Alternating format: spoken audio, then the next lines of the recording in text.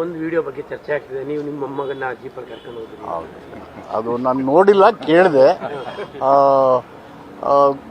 ಸಹಜವಾಗಿ ಮುಖ್ಯಮಂತ್ರಿಗಳು ದಸರಾ ದಿನ ಉದ್ಘಾಟನೆ ಜೊತೆಗೆ ಚಾಮುಂಡಿ ಬೆಟ್ಟಕ್ಕೆ ಚಾಮುಂಡೇಶ್ವರಿಗೆ ಪೂಜೆ ಸಲ್ಲಿಸ್ತಾರೆ. ನಂತರ ಅದು ಕಾರ್ಯಕ್ರಮದ್ದು ಸರ್ಕಾರಿ ಕಾರ್ಯಕ್ರಮ. ಅದಾದಮೇಲೆ ನೆಕ್ಸ್ಟು ದಸರಾ 11ನೇ ದಿನ ಆಗ್ತದೆ ಸರಿ. ಆ ಸಂದರ್ಭದಲ್ಲಿ ನಂದಿ ಕಂಬಕ್ಕೆ ಪೂಜೆ ಮಾಡಾದ್ಮೇಲೆ ಅಲ್ಲಿಂದ ವಾಪಸ್ಸು ನಮ್ಮ ಸ್ಥಳಕ್ಕೆ ಬಂದು ಕೂತ್ಕೋತೀವಿ. ಅದರಲ್ಲಿ ಪ್ರೋಟೋಕಾಲು ಇಲ್ಲ, ಸಲ್ಯೂಟ್ ರಿಸೀವ್ ಮಾಡೋದಿಲ್ಲ, ಯಾವ ಯಾರು ಹೆಂಗೆ ಬೇಕಾದ್ರೂ ಹೋಗ್ಬೋದು. ಸುಮ್ಮನೆ ಹೋಗೋ ಬದಲು ಜನ ಅಷ್ಟೊಂದು ಅಸಂಖ್ಯಾತ ಜನ ಸೇರಿದ್ದಾರೆ.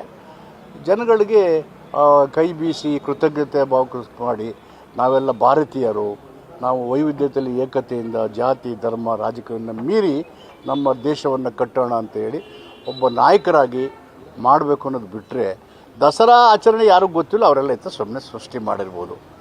ಆ ಹುಡುಗ ಬಂದದಕ್ಕೂ ಆ ಮಗು ಬಂದದಕ್ಕೂ ಪ್ರೋಟೋಕಾಲು ಇಲ್ಲ, ಸೆಲ್ಯೂಟೂ ಇಲ್ಲ.